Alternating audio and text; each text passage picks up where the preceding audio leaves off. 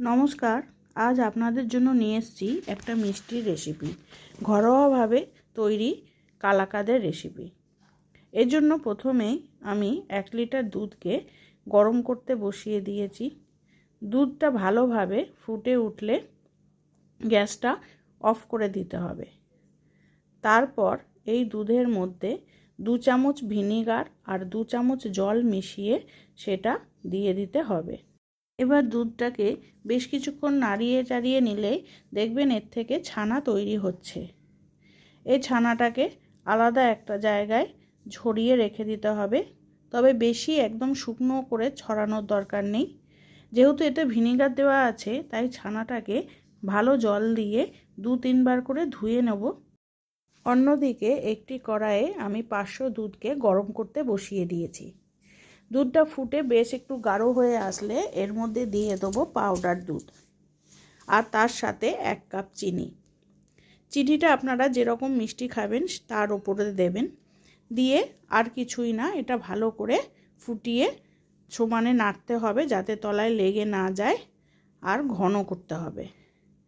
তারপরে আমি এর সাথে সাথেই ছানাটাকে হাত দিয়ে একটু স্ম্যাশ করে নিয়েছি, তবে খুব বেশি করব না, একটু দানা দানা থাকবে।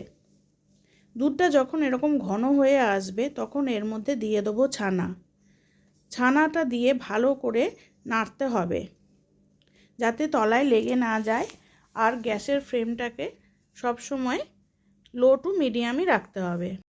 এরপর আমি একটা থালায় ভালো করে ঘি মাখিয়ে সাইডে রেখে দেব। তারপরে দুধটাকে আবারও ভালো করে নেড়ে চেড়ে দেখব।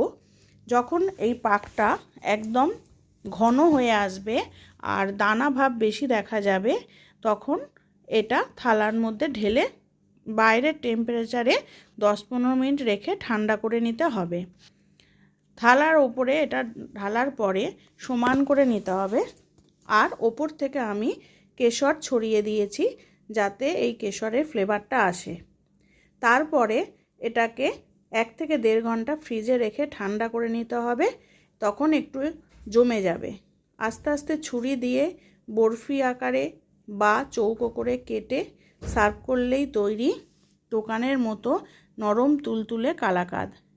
এটা যদি বাড়িতে আপনারা একবার বানান, নিশ্চিত করে বলতে পারি আর দোকান থেকে কিনে আনতে মন চাইবে না। আপনারা এখানে কেশরের পরিবর্তে পেস্তা বা আমন্ড কুচি করেও দিতে পারেন।